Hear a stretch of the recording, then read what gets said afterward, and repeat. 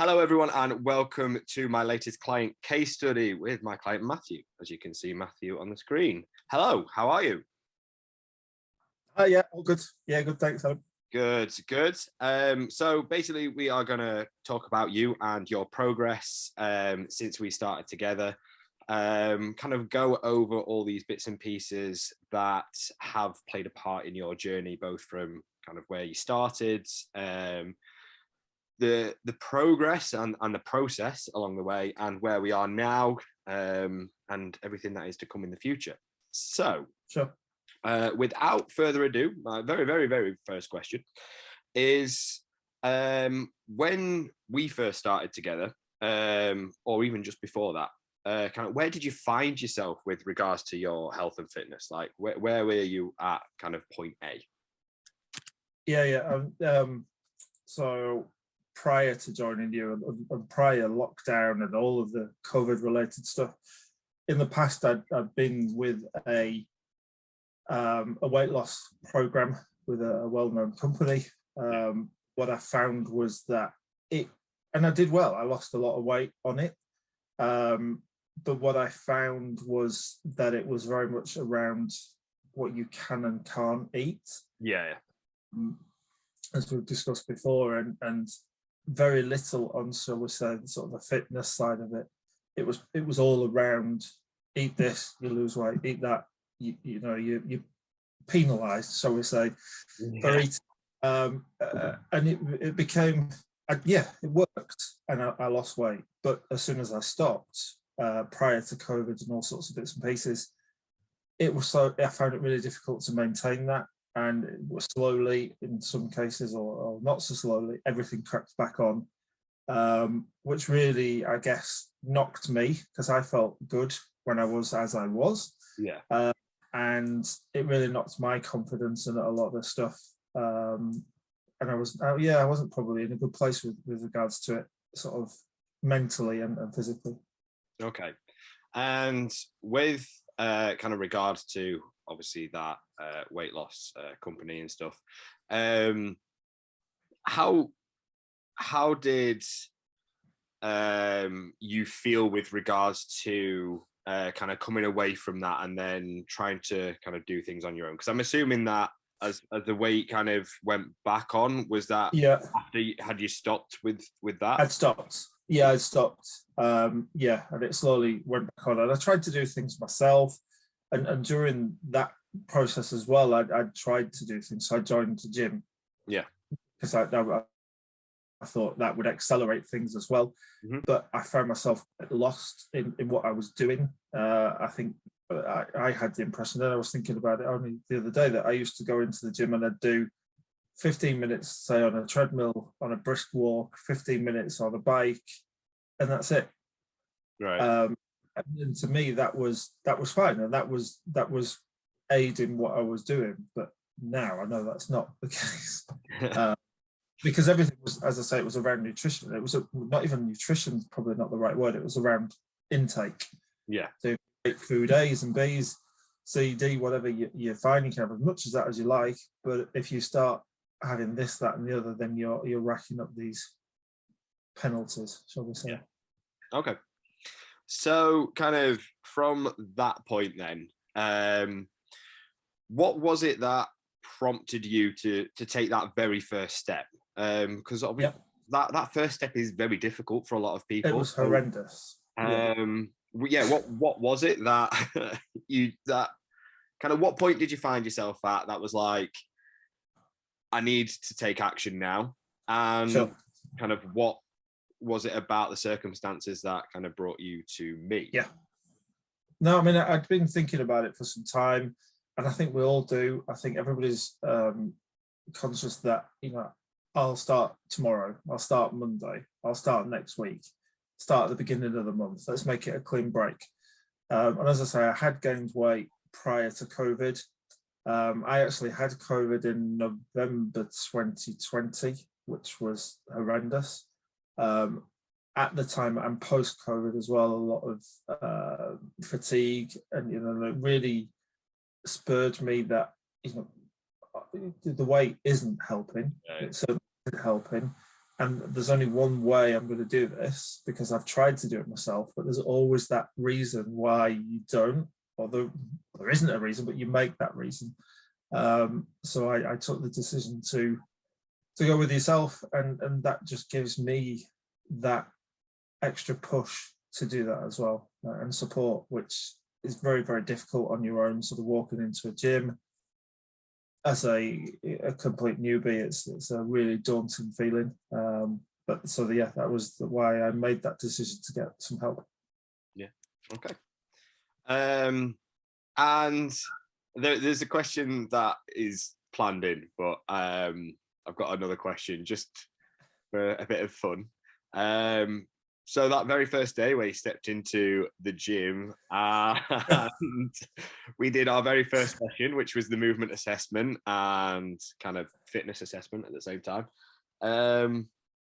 Tell me in your words how that, what you felt kind of going into the gym, starting that very first session, and what you felt kind of during and after. Yeah, so the actual, from getting there to actually stepping through the door was horrendous. Lots of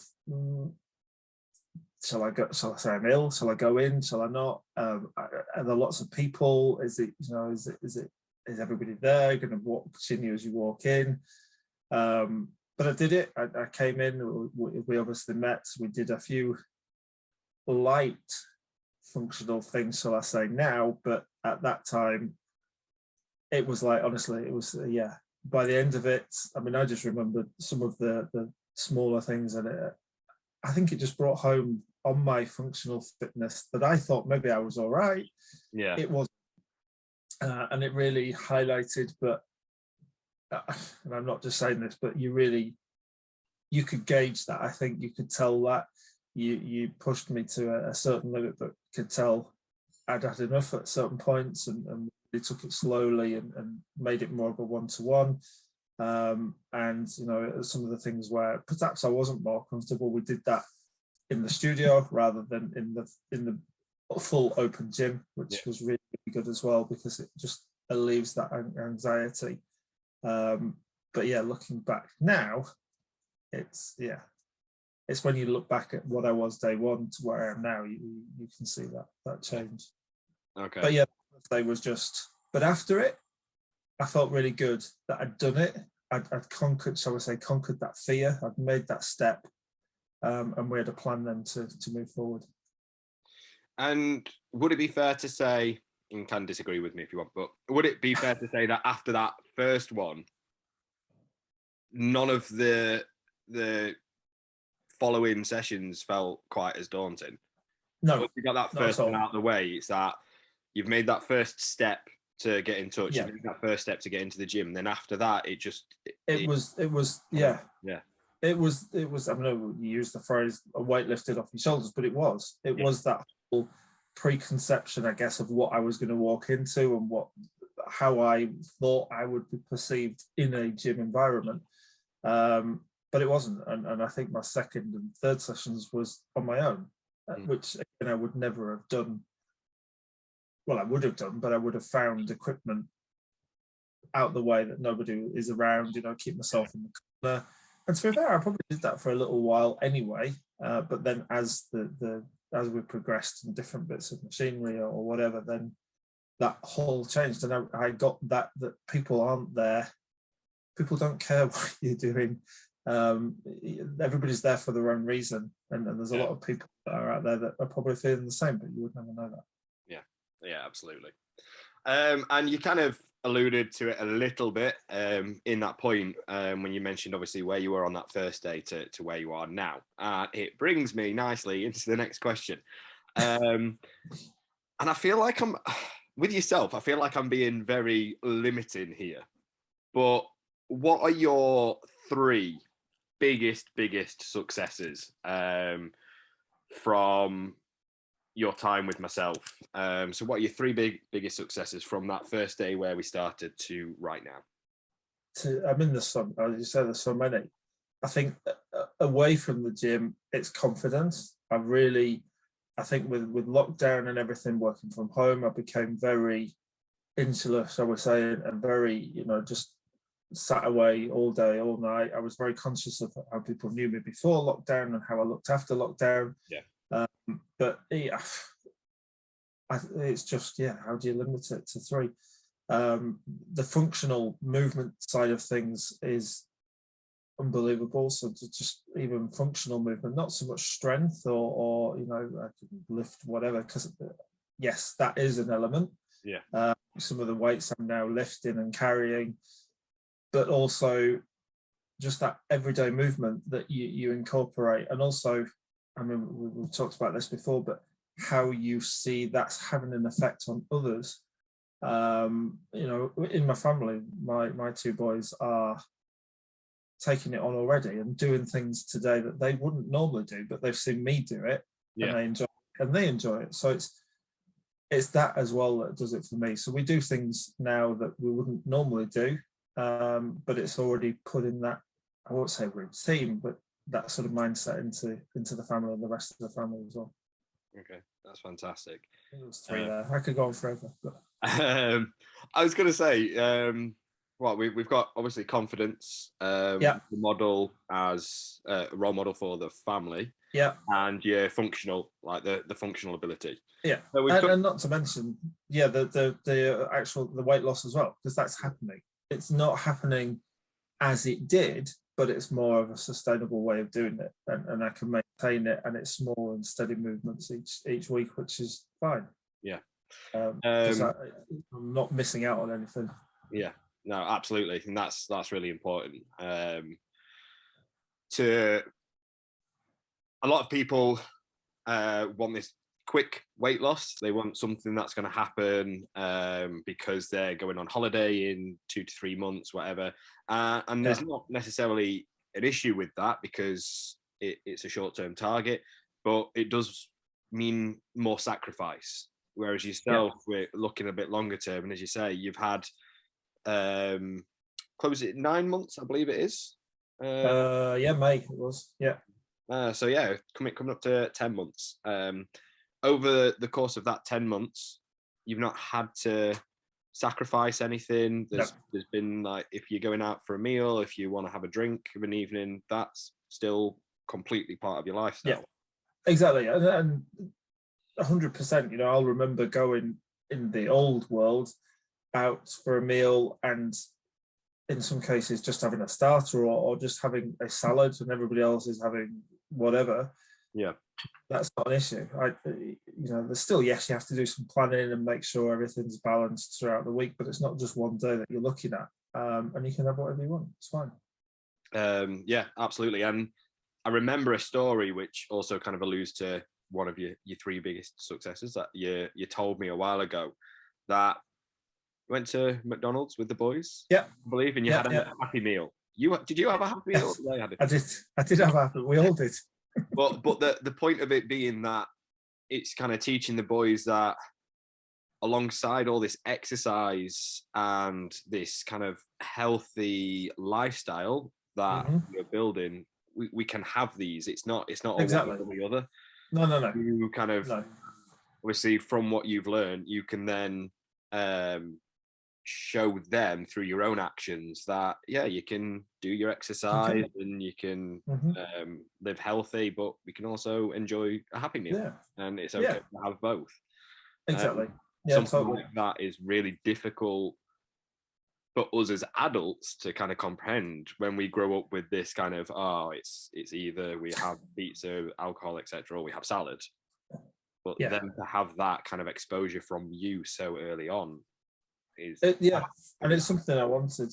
The last thing I wanted is to go, because we would go to, say, McDonald's, for example, and we'd sit and they'd have a Happy Meal, and I don't want to sit there and say, I'll just have a coffee, because it's, they're not daft, why are you not eating? And it's like, well, and I don't want them to get that, well, it's not good for you, it's not healthy, da, da, da, da.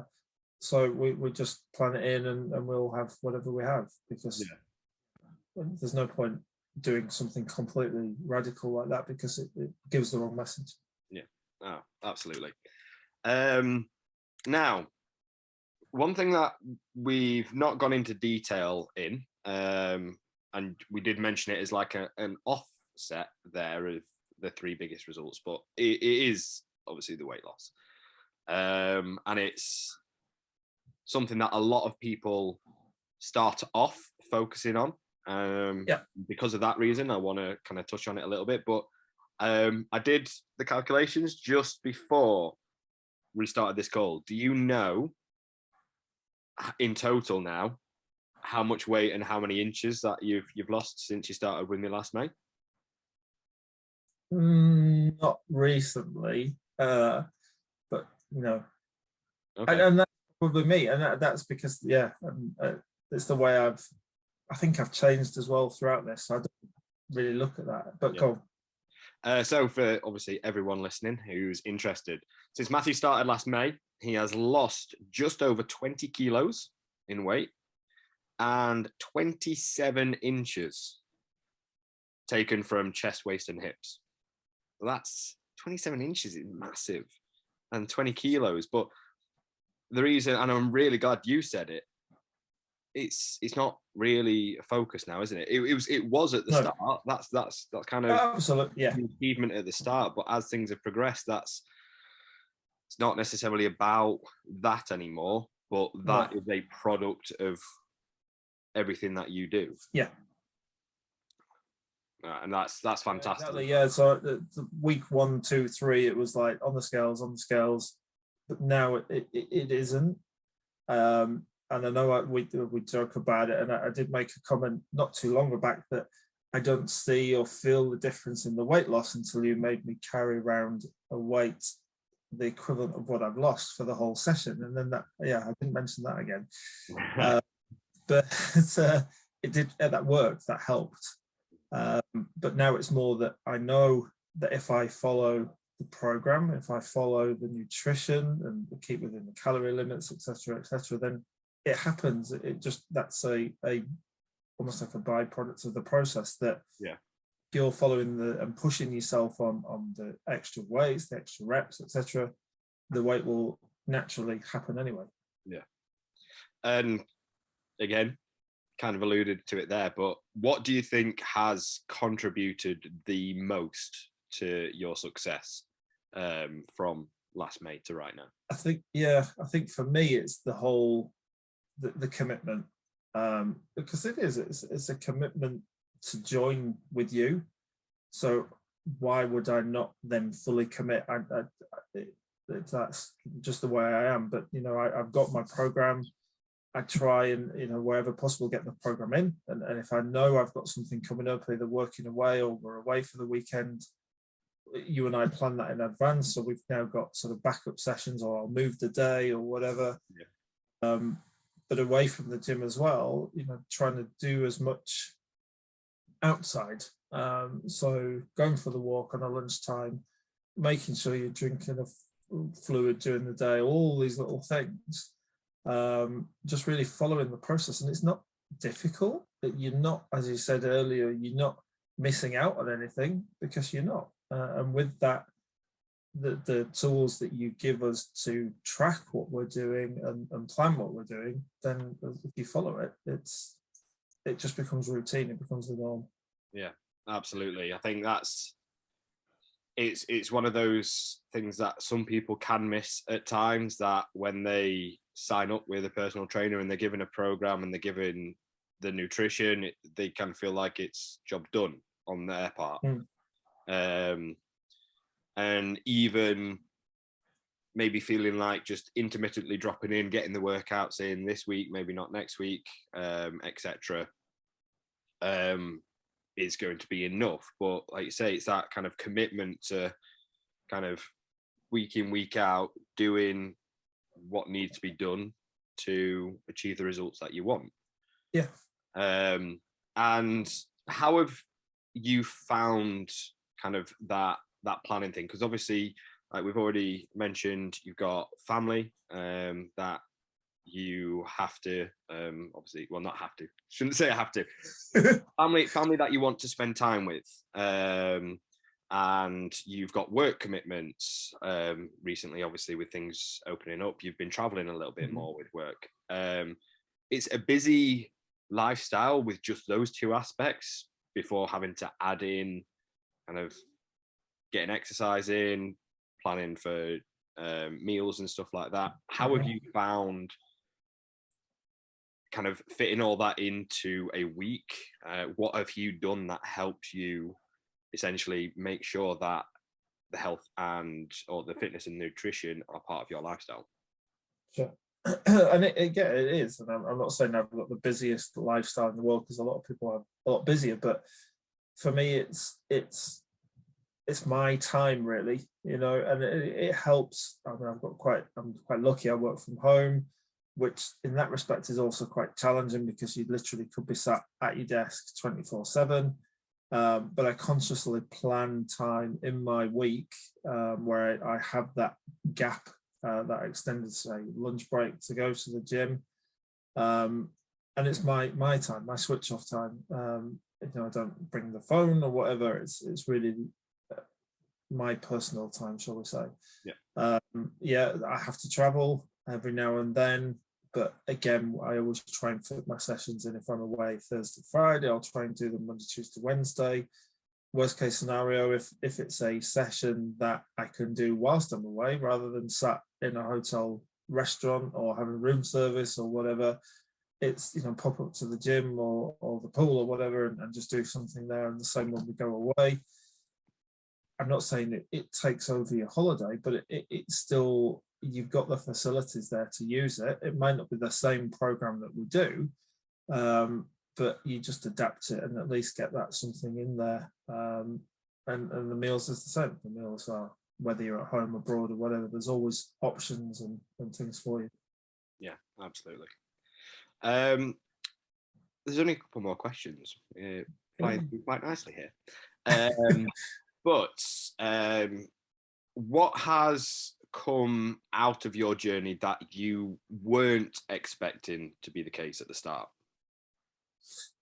A few things, and I think we've talked about one of them already, which is the way I've moved away, shall we say, from the results on the scale every week to just following the process, and really just focusing on the elements and the program that you've set. Always looking at that. I always try and, I'm a bit geeky, so the first thing I'll do on a Monday is have a look at what's set for the week. Not because it's like, oh my God, what's happening, but I'd rather then, when we have our session, if there's anything planned for a Wednesday or a Friday that I'm not quite sure on how I do it, I can use you on. Not that I can't use you during the week, because you're always there at the end of the message, but we plan that in.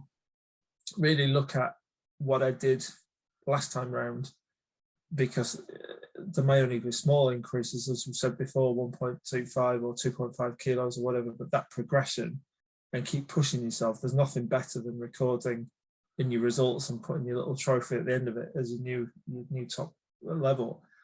But I think for me, it's probably, a lot of it is that role model element as well. You don't realize what influence you have on other people by doing this, and I think that also helps within T3 as well, because there are other people, and now we're starting as well with our sort of groups and meeting more and more people within the group.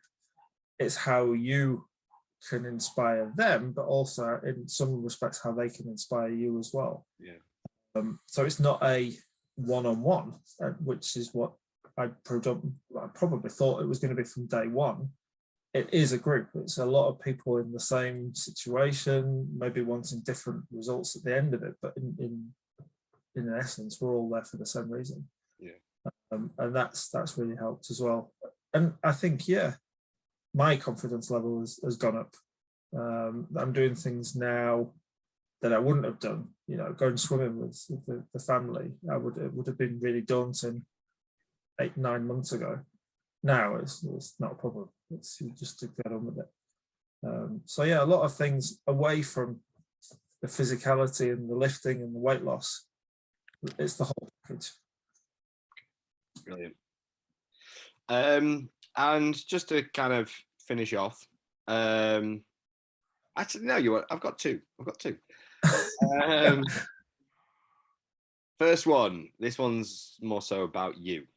What's next? What are you really kind of focused on now? Now that obviously there is still that element of fat loss or inches that we'd like to see progressing, but what do you really want to kind of be focusing on right now as you progress forward with everything?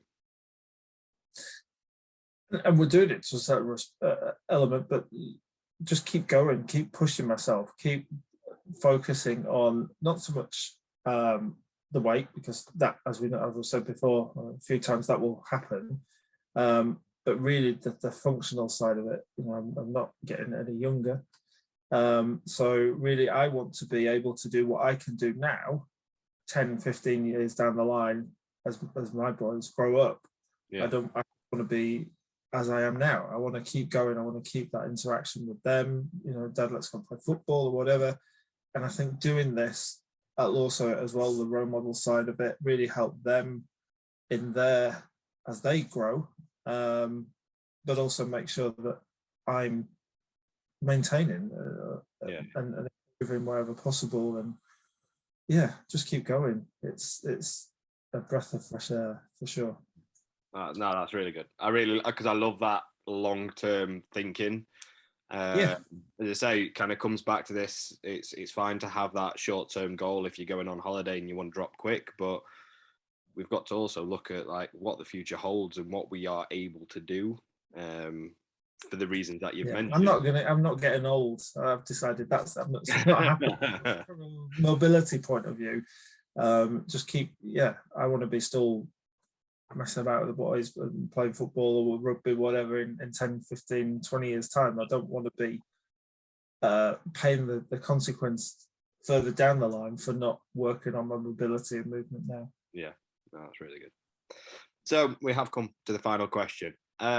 What advice would you have for other people who are on the fence right now, who are maybe concerned about taking that first step? They've got those fears in their head with regards to starting coaching. Like, what would you tell them?